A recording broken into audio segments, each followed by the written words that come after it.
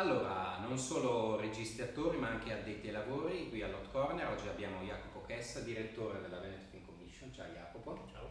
Perché? Perché vogliamo parlare del futuro del cinema, visto che è uno dei temi qui a Venezia, e anche di queste cose, cosa fa la Veneto Film Commission, che ha un suo spazio qui e farete molti incontri, vero? Sì, la Veneto Film Commission è l'ultima delle film commission italiane per ordine di nascita.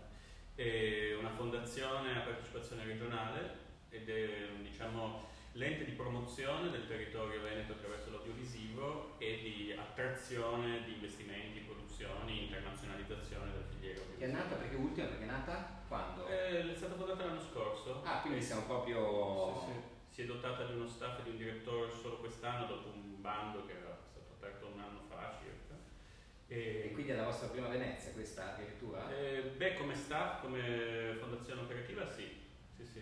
E quest'anno, come dicevi tu, siamo partner della Regione Veneto in uno spazio che la Regione ha sempre avuto all'interno dell'Excelsior e lì organizziamo degli incontri con orientamento industry, quindi più rivolti alla produzione, agli addetti ai lavori. Esatto, però già mi dicevi prima quello che si può dire di il resto lo tacciamo, ci sono già delle produzioni, no, sul territorio veneto. Di solo quello che puoi dire. No, vabbè, un passo dal cielo è una cosa che è andata sui giornali, che è cosa nota. C'è un bando aperto per cui, no, non è aperto, scusate, è chiuso, ma è aperta la valutazione, è in corso la valutazione di un bando di sostegno alla produzione, per cui a breve arriveranno tante produzioni che hanno fatto domanda a questo bando, ma comunque abbiamo diverse domande già per l'autunno, per ottobre, per questa ripartenza. Certo, ecco. Spieghiamo bene anche magari a chi non lo sa bene cosa fa una film commission esattamente. Film commission aiuta una produzione che deve venire a girare su un territorio, per esempio. Cioè io voglio girare un film, sì, una sceneggiatura meravigliosa, vi chiamo. Da un lato, sì, questo non basta, da un lato... non basta la sceneggiatura. Meravigliosa, no, non basta. Da un lato la Film Commission aiuta nella permessistica, con accordi, con i territori. Quindi rende più facile il lavoro, diciamo, certo, di produttore. Certo. Dall'altro lato molte Film Commission o comunque sia regioni sono dotate di fondi, che quindi sono uno strumento di attrazione per le produzioni. Certo. In questo caso il Veneto ha 5 milioni sulla produzione, che è un fondo, diciamo, di fascia in Italia cospicuo. E poi fa la promozione del territorio, per cui presenza in mercati internazionali, ricerca di potenziali produzioni che vengono a girare sulla regione.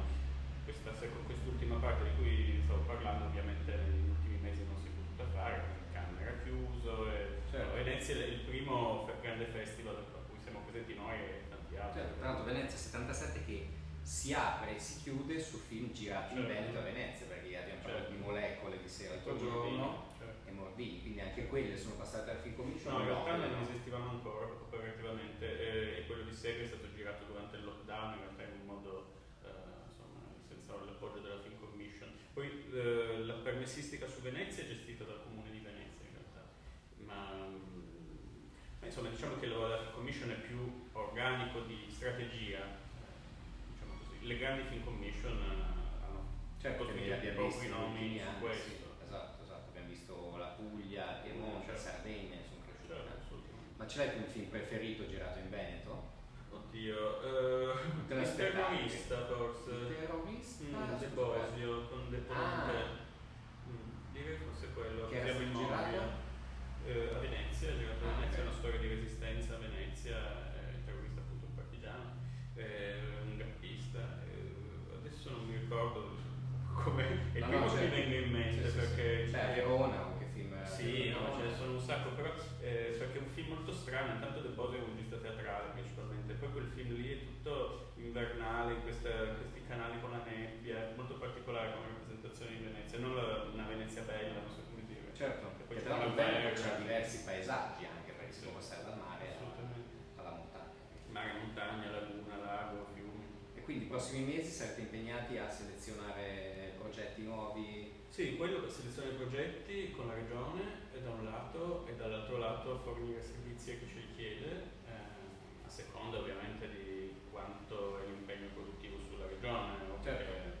Una serie TV che vuole girare 6 settimane o un cortometraggio che vuole girare 2 giorni, allora li seguiremo in modo diverso. Chiaro. Senti, qui a Venezia uno dei temi sui molti tavoli aperti è quello della ripartenza, perché innegabili gli ultimi 6 mesi sono stati difficili difficili, continua ancora a essere difficile. Essere ottimista, pessimista, cosa si può fare? Oddio. Perché poi dopo appunto c'è tutto l'iter, no? Per cui dopo fin commission il prodotto distribuito e poi arriva l'esercente. Però ma io sono ottimista, comunque questi mesi di chiusura hanno dimostrato che non è che il consumo cali e si diversifica, diventa diverso.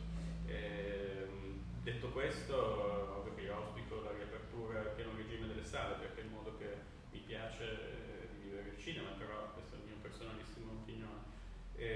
Certo, aspetterei ancora un attimo a essere ottimista, se posso proprio dire.